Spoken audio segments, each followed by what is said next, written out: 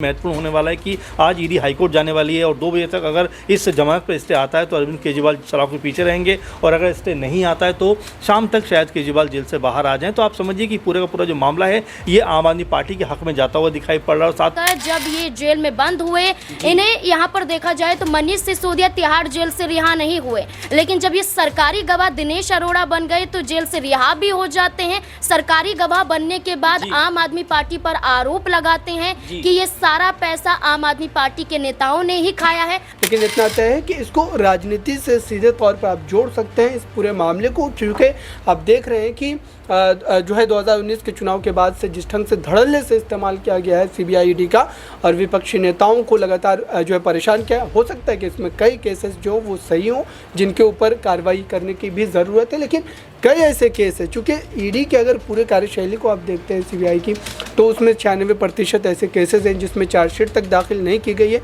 तो आप इसे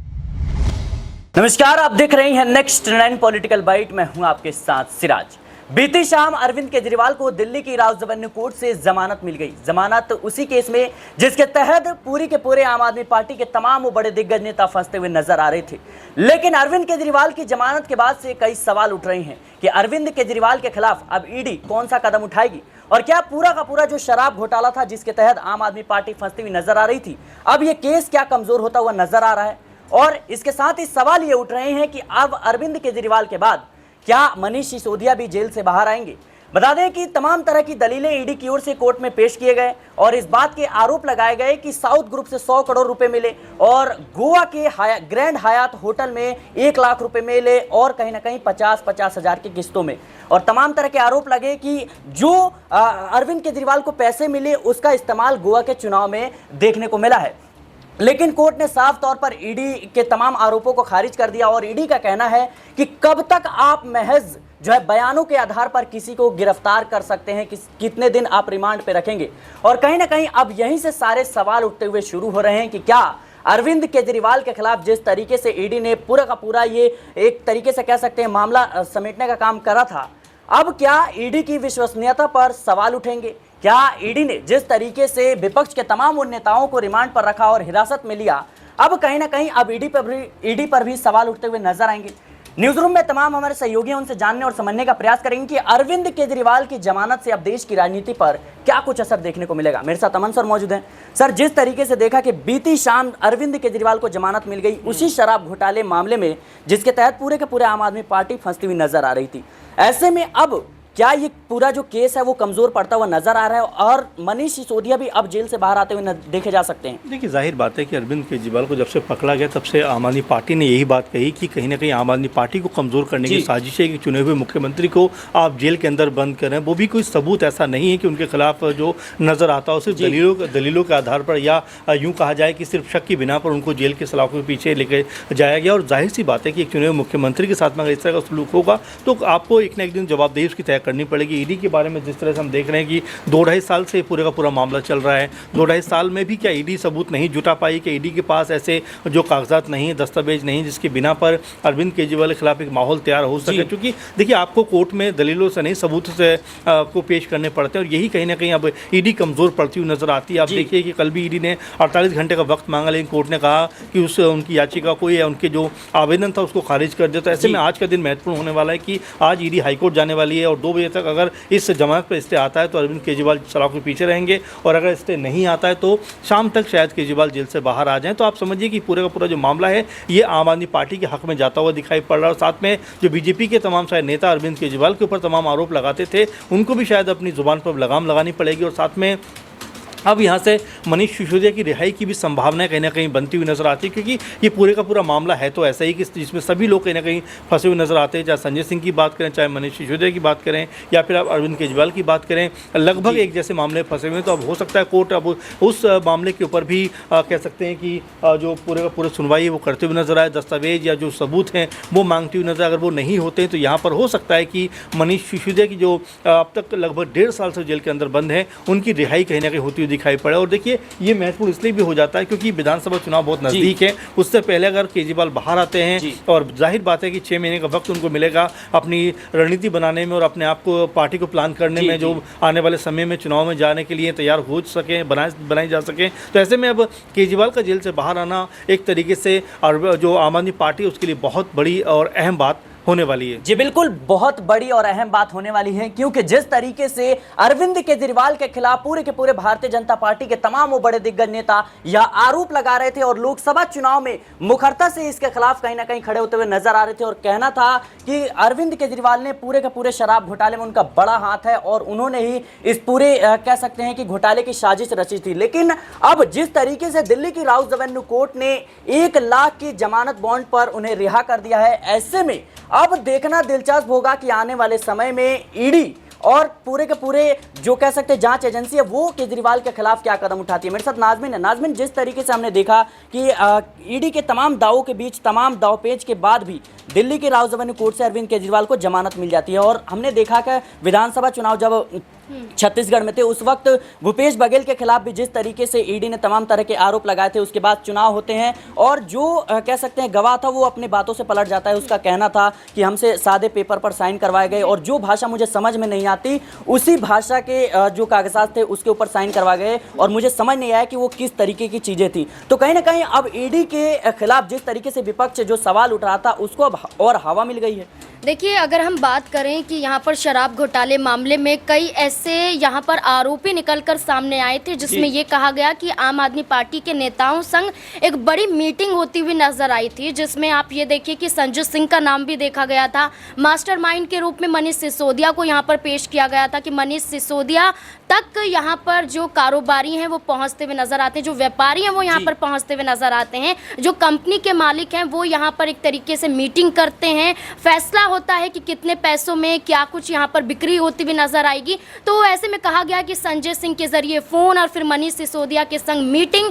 ऐसे में कई जब जांच होती हुई नजर आई तो यहाँ पर कई नाम निकलकर सामने आए। दिनेश अरोड़ा भी इनमें से एक थे, लेकिन बाद में जाकर जब ये जेल में बंद हुए, इन्हें यहाँ पर देखा जाए तो मनीष सिसोदिया तिहाड़ जेल से रिहा नहीं हुए, लेकिन जब ये सरकारी गवाह दिनेश अरोड़ा बन गए तो जेल से रिहा भी हो जाते हैं। सरकारी गवाह बनने के बाद आम आदमी पार्टी पर आरोप लगाते हैं कि ये सारा पैसा आम आदमी पार्टी के नेताओं ने ही खाया है और शराब नीति के जरिए ये सिर्फ और सिर्फ एक धांधलेबाजी यहाँ पर देखी गई थी, सिर्फ और सिर्फ जनता का पैसा जेब में भरने का काम किया गया था। लेकिन जैसा कि आपने छत्तीसगढ़ में बात की, पूर्व मुख्यमंत्री की बात करें तो भूपेश बघेल की बात करें, महादेव बैटिंग ऐप के जरिए ये आरोप लगाया गया था और ऐसे में देखा जाए जब चुनाव संपन्न हो जाता है तो वही जो आरोप लगाए जा रहे थे वो आरोप खारिज भी हो जाते हैं। तो इस मामले में भी देखिए, जो पहले आरोपी थे सरकारी गवाह बन गए, अब सरकारी गवाह बनने के बावजूद वो कोर्ट में खुद सबूत पेश नहीं कर पाते, सिर्फ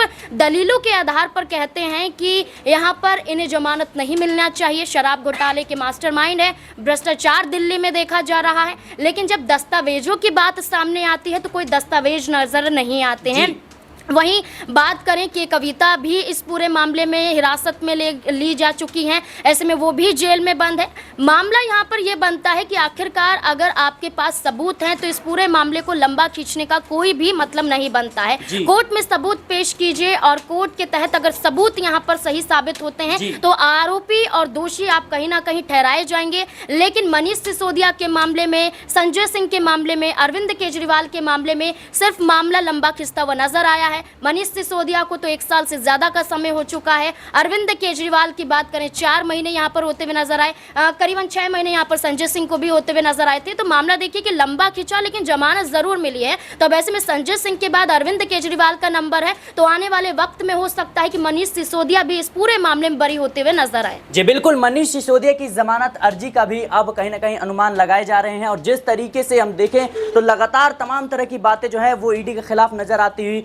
देखी जा रही है, क्योंकि देखा जाए तो कहीं ना कहीं जिस तरीके से अरविंद केजरीवाल को दिल्ली की राउज एवेन्यू कोर्ट ने जमानत दी है, जाहिर सी बात है कि ईडी तमाम तरह की जद्दोजहद में जुटी हुई है कि किसी भी तरीके से मामले को पूरी तरीके से और खींचा जाए और अरविंद केजरीवाल की जमानत याचिका को रोका जाए, लेकिन कोर्ट ने किसी भी तरीके से मोहलत नहीं दी। लेकिन अगला सवाल लेंगे हम अबरार से। अबरार, जिस तरीके से हम देखें तो अब कहीं ना कहीं ये पूरा का पूरा मामला जो है एक दिल्ली की राजनीति में गरमाता हुआ नजर आ रहा है और जाहिर सी बात है कि ये मामला एक बड़ा मामला था, पूरे के पूरा आम आदमी पार्टी जो है इसमें फंसती हुई नजर आ रही थी। मेरा सवाल आपसे रहेगा ये कि अरविंद केजरीवाल की रिहाई के बाद अब आम आदमी पार्टी के भविष्य और भारतीय जनता पार्टी जो तमाम तरह के मुद्दे उठा रही थी उनकी विश्वसनीयता पर किस तरीके का असर देखने को मिल सकता है? देखिए, बिल्कुल जो है आम आदमी पार्टी के प्रमुख अरविंद केजरीवाल इस पूरे मामले को लेकर जो है जनवरी के महीने से ही एक तरीके से तैयारी कर रहे थे और ऐसा लग रहा था कि उन्हें इस बात की पहले से ही भनक लग चुकी थी कि उनकी गिरफ्तारी होगी और तभी वो अपने कार्यकर्ताओं को संबोधित करते हुए इन बातों को दोहरा रहे थे कि वो जेल जा सकते हैं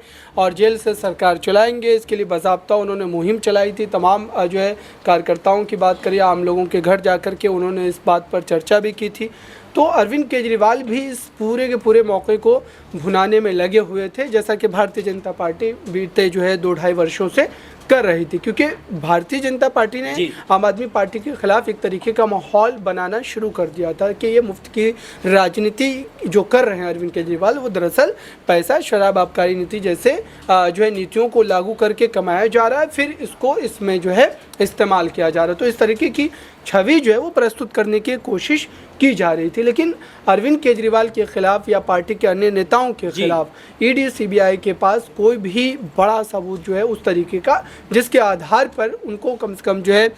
उनके खिलाफ जो आरोप लगे हैं वो सिद्ध किया जा सके, ऐसी स्थिति जो है कभी पैदा नहीं हो पाई है। कोर्ट में भले ही ईडी, सीबीआई हर मौके पर एक नई बात को रखती थी और जिसके बाद जो है ज़मानत जो है मिलने के बजाय एक नई तारीख जो है वो मिल जाती थी और मामला इस तरीके से लगातार कई वर्षों तक चल रहा है, अभी भी चल रहा है। हालांकि ज़मानत ज़रूर मिल गई है, लेकिन इतना तय है कि इसको राजनीति से सीधे तौर पर आप जोड़ सकते हैं इस पूरे मामले को, क्योंकि आप देख रहे हैं कि जो है 2019 के चुनाव के बाद से जिस ढंग से धड़ल्ले से इस्तेमाल किया गया है सीबीआई, ईडी का और विपक्षी नेताओं को लगातार जो है परेशान क्या हो सकता है कि इसमें कई केसेस जो वो सही हों जिनके ऊपर कार्रवाई करने की भी ज़रूरत है, लेकिन कई ऐसे केस है, चूँकि ईडी के अगर पूरे कार्यशैली को आप देखते हैं सीबीआई की, तो उसमें 96% ऐसे केसेस हैं जिसमें चार्जशीट तक दाखिल नहीं की गई है। तो आप इसे सोचिए कि एक नेता की छवि को, एक पार्टी की छवि को किस तरीके से धूमिल किया जा सकता है मात्र शक की या अफवाह की बिना पर। और यही सारी चीज़ें जो है लगभग आप जो है 2-2.5 वर्षों से देख रहे हैं और ख़ास करके अरविंद केजरीवाल के खिलाफ। केजरीवाल की जमानत के बाद क्या ईडी की विश्वसनीयता पर सवाल उठेंगे? देखिए, बिल्कुल जो उनकी विश्वसनीयता पर सवाल पहले से भी रहे हैं और ये कोई नई बात नहीं है, चूँकि जो है इस समय भारतीय जनता पार्टी की केंद्र में सरकार है, एनडीए की सरकार है, तो जाहिर सी बात है कि इसको लेकर के एक उम्मीद ज़रूर की जा रही थी कि अब कहीं ना कहीं ईडी का जो इस्तेमाल धड़ल्ले से किया जा रहा था, अब बेखौफ तरीके से किया जा रहा था, उसमें कहीं ना कहीं रोकथाम की स्थिति जो है वो देखने को मिल सकती है। और अब ऐसा लग रहा है कि बिल्कुल वही चीज़ें होती हुई नज़र आ रही है, चूँकि कोर्ट का भी जो है रुख बदला है, ख़ास करके शराब आबकारी नीति मामले को लेकर के, चूँकि इतने लंबे समय तक, अब सोचिए कि अब तक अगर सबूतों की बात करें हम, तो कोई भी ठोस सबूत आपको किसी भी सुनवाई की अगर आप चर्चा कर ले या कोई भी आर्टिकल पढ़े, तो वहाँ पर कोई भी उस तरीके का जो मजबूत आप कह सकते हैं कि आधार जो है पार्टी के खिलाफ जो है या फिर उन तमाम चेहरों के खिलाफ जो इस वक्त जेल में बंद है या जो ज़मानत पर है, उनके खिलाफ अब तक जो है प्रस्तुत नहीं किए जा सके। और यही वजह है कि बार बार इस पूरे मामले को लेकर के आम आदमी पार्टी की तरफ से, अरविंद केजरीवाल की तरफ से जो उनके वकील हैं, वो हर मुमकिन कोशिश करते हैं कि इनको ज़मानत जो है दिलवाई जाए, चूँकि इस पूरे मामले पर उनके पास सबूत ही जो है नहीं मौजूद होते हैं। और जाहिर सी बात है कि इस वजह से भी कोर्ट ने कई बार इस तरह की टिप्पणी की है मनीष सिसोदिया वाले केस में कि मात्र आप शक की बिना पर या अफवाह के बिना पर या आप सबूत तलाश रहे हैं, टटोल रहे हैं, इस बिना पर किसी को इतने लंबे समय तक जेल में नहीं रखा जा सकता। तो ये सारी चर्चाएं हमने पहले भी पढ़ी है, देखी है और कोर्ट की तरफ से इस तरीके की टीका टिप्पणी जो है वो की गई है। और आखिरकार अब अरविंद केजरीवाल को ज़मानत मिली है। जाहिर सी बात है कि इस ज़मानत के बाद कई तरीके के बदलाव जो है वो दिल्ली की राजनीति में,